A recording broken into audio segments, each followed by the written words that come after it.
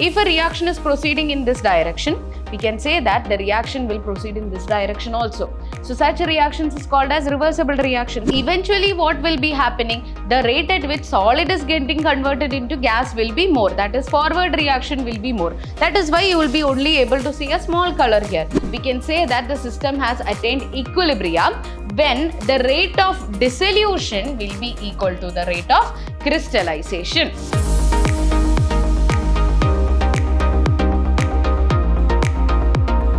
Hello everyone, this is Ambali Unnikrishnan from the Department of Chemistry.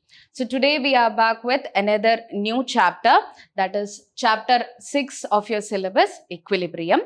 So in today's session, we are going to study about what is equilibrium, the introduction to equilibrium and the classification of equilibrium, different types of equilibrium. In detail, we are going to study about physical equilibrium today, equilibrium in physical process, equilibria involving dissolution of solids or gases in liquids, as well as some general characteristics of physical equilibrium. Okay, so first of all, before moving on to these contents, okay, let's understand what is equilibrium. So let's take an example of a weighing balance, not the digital one, the old weighing balance. Okay, so in that you can see that there will be two plates on which you can put on weights, right? So if I have to measure some vegetable which is around 100 grams, then what do I have to do? On one side of the plate, I have to put a weight which is 100 grams. And once the weight of the vegetables and the 100 gram becomes equal, both of the plates will be in the same height or the same position, right? So this is how we balance it. Right. So in this position, we can say that both of them are in equilibrium. Right. So if at all assume that the weight was more than 100 gram, what would happen? The vegetables side would be little more down. Right. And this will be up. But if they are having both the same weight, what will happen? It will be in the same exact position. Right. So now we can say that they are in equilibrium. Okay, that is one example. Another example we can take is, let's assume or let's take one container in which I have water. Okay, and let's assume that it's a closed container. It is a closed container.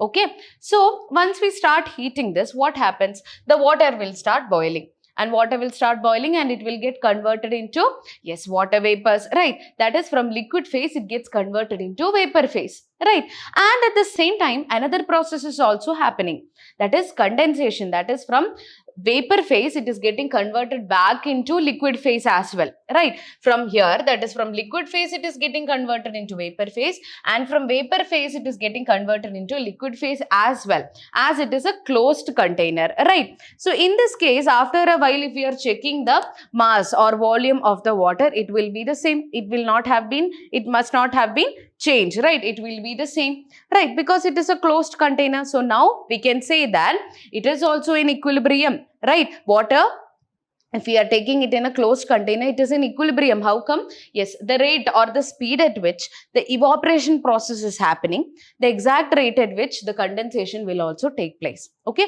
both of this process is happening. Evaporation is happening as well as condensation is happening, and both of them are happening in the same speed and at the same time. So what happens? Eventually, we'll feel that there is no change itself which is taking place, right? We feel that there is no reaction taking place because both of them will happen at the same speed. Okay, so we can say that it is in equilibrium. Okay, so these are few examples of equilibrium. So now in detail, we are going to study about different types of equilibrium, what is physical equilibrium, chemical equilibrium, and different types in that as well. So then we'll get a better idea about what is equilibrium. So let's understand before that, what are the different types of reactions? One is reversible reaction and another one is irreversible reaction. So now out of reversible reaction and irreversible reaction, which reaction will show equilibrium? Okay, that means first let us move on with reversible reaction. So from the name itself, you can say what is reversible, something which we can reverse it, okay, or else revert back. That means if a reaction is proceeding in this direction, we can say that the reaction will proceed in this direction also. So such reactions is called as reversible reactions, right? For example, let us take A plus B giving C plus D. So in that case, A plus B is the reactants. A and B are the reactants, right? A and B will combine and form C and D. So that is the forward reaction. We call it as the forward reaction. Okay. So it is a reversible reaction. So that means that C and D can also combine and form A and B. In that case, C and D will be the reactants and A and B will be the products. So that is called as the backward reaction. So this is your forward reaction and this is your backward reaction. So such reactions are called as reversible reactions, which can happen in both the directions. So a reversible reaction which can occur in both forward and backward direction is called a reversible reaction. Now moving on to irreversible reaction. Now what will be irreversible? Right. Irreversible reaction means it can happen only in one direction, not in the both directions. A reaction which can occur only in the forward direction but not in backward direction is called a irreversible reaction, right? So in that case, A plus B gives C plus D. Okay, A and B will combine and form C and D, but the opposite will not take place. That's why you can see a single arrow here and a two half arrows here. Right, it is happening in both directions. That is why it is represented by two half arrows. This is the forward reaction and this is the backward reaction. Okay, so I hope reversible and irreversible reactions are clear for you. So where can you find equilibrium existing? That will be of course in reversible reactions, right? Yes, that means it should happen in the forward reaction as well as in the backward reaction, and both of them, if it happens at the same rate or same speed, we can say that they are in equilibrium, right? Okay, so let's understand the different types of equilibrium. One is physical equilibrium and another one is chemical equilibrium. So we are going to study in detail about physical equilibrium in this session. So the equilibrium in which the two opposing processes means just now we discussed it's a reversible reaction. One will be in the forward direction and another one will be in the backward direction. Both opposing processes that take place simultaneously. Simultaneously means at the same time it will take place, and equally. The extent to which this reaction is taking place in the forward direction and backward direction will be also equal. Our physical changes is called physical equilibrium. So this reaction is taking place in the forward direction as well as backward direction equally and at the same time, and they are physical changes. They are only physical changes. Then we can say that it is having physical equilibrium. Okay, for example, water and water vapor in equilibrium in a closed container. So this was the example which we have discussed in the beginning, right? So if you have taken water in a container, in a closed container, what happens? Water and water vapor will be in equilibrium. We just discussed now. Water will be getting converted into water vapor by evaporation. Right, okay, or vaporization, and water vapor is getting converted back into water by condensation. So the rate or the speed at which both of this reaction is taking place will be equal and it will be happening simultaneously. Right, now that is why we can say that it is in equilibrium. That is clear. But why exactly we are calling it as physical equilibrium? Because a physical change is only happening here. There is no change in any chemical composition, right? It is getting converted from water, which is in the liquid state, to water vapor, which is in the gaseous state. The chemical composition is still H2O. It is from liquid to gaseous state. That's it. So it's just a physical change. So such processes or such equilibria where you can find that there is a physical change happening, they are called as physical equilibria. Now moving on to equilibria in physical processes, different types of physical equilibria we are going to study. One is solid-liquid equilibrium. It's existing between a solid and a liquid. Again, we can take an example like we have discussed in the previous slide itself. That is solid and liquid. We can consider, yes, ice, water in the solid state. That is ice, and liquid, that is water in the liquid state. The equilibrium in which the rate of melting of the solid, is equal to the rate of freezing of the liquid is called solid-liquid equilibrium. That means if in a closed container, again it is necessary that it should be a closed container, right? Or else the water vapors or whatever it will get escaped from the container. So it must be a closed container and it must be kept under constant temperature and pressure. Again, if we are varying the temperature and pressure, the point at which the equilibria is attained will be different. Okay. So if we are taking a closed container at 0 degrees Celsius. Okay. So at 0 degrees Celsius, what happens? Ice will start melting as well as water will start freezing. Right. Both of this process will take place. That is melting, that is solid to liquid. Ice will start melting. that is ice get converted into water, and water will get converted back into ice by, yes, freezing. Both of this will take place, and this will take place at the same rate. That means the rate or the speed at which melting is taking place, exactly the same rate freezing will also take place. That is what is written here. Rate of melting of the solid, that is the ice, will be equal to rate of freezing of the liquid, that is water. Okay, so it has to be maintained in a closed container at 0 degrees Celsius. Then you can observe this. So when you observe it or you measure the mass of it, there won't be any change of it, and you will feel like that the reaction hasn't even taken place, right? The equilibrium that exists between ice and water is an example. In a closed system at 0 degrees Celsius, ice and water attain equilibrium. At that point, rate of melting of ice will be equal to rate of freezing of water, and it is represented as H2O in solid state, that is ice in equilibrium with H2O in liquid phase, that is ice is in equilibrium with water in the liquid phase. So what is that you have to remember in solid liquid equilibria? It is the rate of melting, right? Rate of melting will be equal to rate of freezing, right? Rate of melting will be equal to rate of freezing, right? Moving on to the next one, that is liquid vapor equilibria. Liquid vapor equilibrium. So this example we have already discussed, right? The equilibrium in which rate of vaporization, that is from liquid to gaseous state, is equal to that of condensation of vapor is called liquid vapor equilibrium. That is from gaseous state to liquid state back, right? So evaporation of water in a closed vessel is an example. In this process, rate of evaporation will be equal to rate of condensation. So again, in a closed container, we are taking water. What happens? Once it starts boiling or heating, what will happen? Water gets converted into water vapor, and the rate of evaporation as well as rate of condensation will be equal. And then we can say that water in the liquid phase as well as water in the gaseous phase, right? Water vapor will be in equilibrium with each other. So what you have to remember in in liquid vapor equilibrium, rate of evaporation will be equal to rate of condensation, right? Moving on to the next one, that is solid vapor equilibrium. So what is the process by which solid gets directly converted into vapor? It is called as sublimation, right? So the equilibria in which the rate of vaporization of solid, that means solid getting converted directly into gas, right, is equal to that of condensation of vapor into solid. Okay, so the rate at which solid is getting converted into gas, directly into gas, and the rate at which gas is directly condensing back into solid, both of that rate will be equal. That's it, right?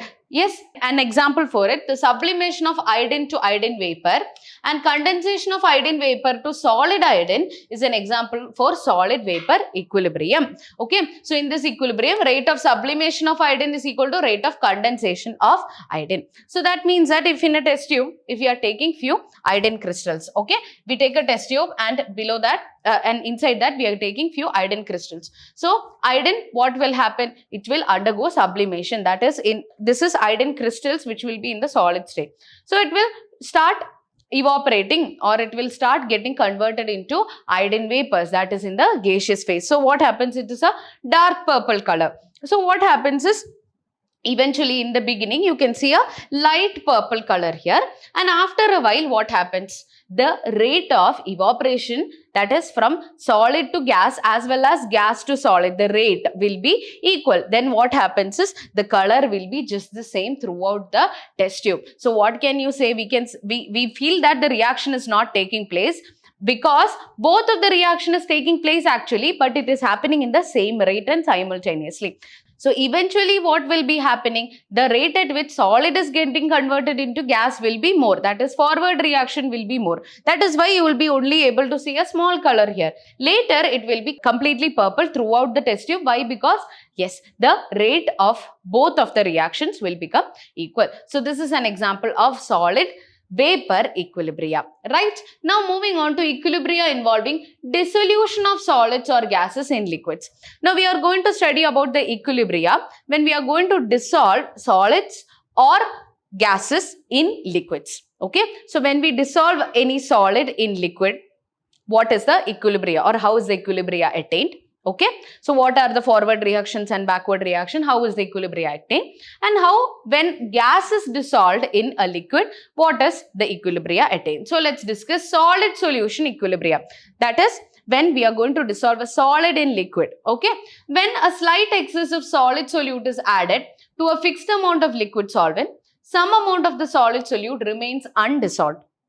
It appears as if the dissolution process has stopped, but actually both dissolution and crystallization takes place simultaneously to the same extent, and the system will be in dynamic equilibrium. So what is dynamic equilibrium in detail? We are going to study in the upcoming sessions. So as of now, what does this paragraph say? Let's understand. So in a small beaker or any container, let's assume that we have taken some water. Okay, so let's make it a constant value, that is any value. Let's assume that we have taken 50 ml of water in this container. Now I add few tablespoons of sugar to it. Okay, so what happens if I add few tablespoons of sugar, I mix it, it will get dissolved. Again and again I am adding, going on adding sugar. Okay, sugar is in solid state, right? We are talking about solid, dissolving a solid in a liquid. Yes, so again I am adding sugar, again I am dissolving it. Okay, again it will get dissolved. Okay, so at an if we continue this process, at a point you can observe that now the sugar is not getting dissolved in the liquid. That is, it is not getting dissolved in the water. So what is happening here? It has attained an equilibrium. Now further it is not getting dissolved. Okay, so in the beginning what we were doing, we were adding sugar, we were mixing it, it was undergoing dissolution. So that process is called as dissolution. Okay, that process is called as dissolution. Now what happens to, after an extent, if I am again adding sugar, that is excess of sugar if I am adding, what happens? It won't get dissolved. It will remain in the bottom of the container itself, right? It will not get dissolved. So that is called as crystallization. That process is called as crystallization. So in the beginning it was an unsaturated solution. That means still we could have added more sugar, it would have been dissolved. That is an unsaturated solution. But once that point is obtained, okay, if we add further sugar also, it will not get dissolved. So that once that state is obtained, it becomes a saturated solution, right? Okay, so which are the two processes happening here? Dissolution and crystallization. So dissolution means the solid is getting dissolved into the liquid. Now crystallization means the sugar which is present in the solution, right? In the solution, it is crystallizing back into solid. So both these processes are happening. Solid is getting dissolved into the liquid, and the solid which is present in the liquid is getting crystallized back into the solid. So when you observe again and again, if you are adding sugar, no other change you will be able to observe. You will just see that the sugar is getting deposited in the bottom of the container. But what exactly is happening? Did the reaction stop there? No, the reaction is happening here. Crystallization process is taking place. So we can say that the system has attained equilibrium when the rate of dissolution will be equal to the rate of crystallization. Right, rate of dissolution will be equal to rate of crystallization. So I hope it is clear. Thus, the equilibrium in which the rate at which the solute particles go into the solution, that is the dissolution process, is equal to the rate at which solute particles in the solution get into the solid phase, that is crystallization. So when that rate becomes equal, we can say that they are in equilibrium. So example of sugar which is in the solid state and sugar in solution phase, that is which is already present in the solution. Okay, so I hope it is clear. Now next one is gas solution equilibrium. So dissolution of a gas in a liquid. Okay, that is any liquid. The equilibrium in which the rate at which molecules of a gas go into the solution phase is equal to the rate at which the molecules of the gas in the solution phase go back to the gaseous phase is called gas solution equilibrium. So one example we can take is of carbonated drinks, Coca-Cola, 7-Up, any carbonated drinks. You can see that once you open the lid, yes, with a fizz sound, some gas will come outside. So what exactly is that gas? That is carbon dioxide gas, right? So carbon dioxide gas is present in the solution, that is in your Coca-Cola, 7-Up, whatever it is present in the solution, right? So where you can identify this equilibrium, the equilibrium will be between the carbon dioxide gas which is present in the solution, that is in your liquid, which is dissolved, right? Carbon dioxide is present inside the liquid in the dissolved state. Yes, and that when we open the lid, it is getting converted into its gaseous phase, right? So there exists an equilibrium between the carbon dioxide in the gaseous phase and carbon dioxide which is dissolved in the liquid.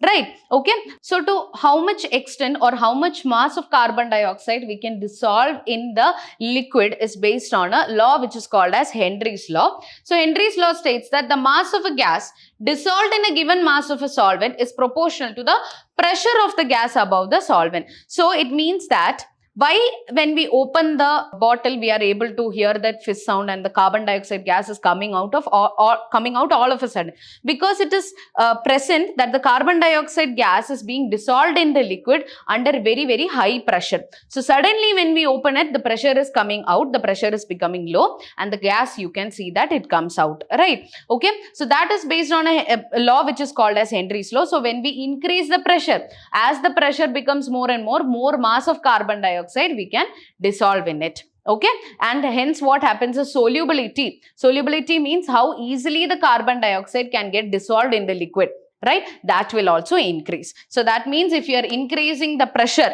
okay, if you are increasing the pressure, what happens? The solubility will also increase. So it will easily get dissolved in the liquid, the carbon dioxide gas, and easily more amount or more mass of carbon dioxide also we can dissolve in it. Okay, so when the carbon dioxide in the gaseous phase, right, and the carbon dioxide in the solution phase, they will attain a equilibrium with each other, right? So I hope it is clear. Now moving on to the general characteristics of physical equilibrium. Equilibrium is established only in closed system at constant temperature. So this is very important. It is only attained in a closed container. So if it is open container, what happens? If evaporation or condensation process is happening, it will all escape out, right? It should be in a closed container, and it is necessary that it must be at a constant temperature and pressure. If we change the temperature and pressure, yes, of course, the point at which or the temperature and pressure at which the equilibrium attained will be different, right? The next one is all measurable properties of the system remains constant. So once the system has attained equilibrium, the measurable quantities, the pressure, volume, temperature, mass, all of that will remain a constant, right? Now both opposing processes occur at the same rate. Okay, so we have already discussed that there will be a forward reaction and there will be a backward reaction, and the rate or speed at which the forward reaction is taking place and the backward reaction will be taking place will be equal. The rate will be equal. Okay, now when equilibrium is attained, it is characterized by constant value of one of its properties at a given temperature. So at a given temperature, it will be a constant value. So I hope the characteristics is also clear for you. So in the next session, we are going to discuss about the next type of equilibria, that is chemical equilibria, and the details of it, right? So I hope the concepts that we have covered in this session is clear for you. So that's all for today. Thank you.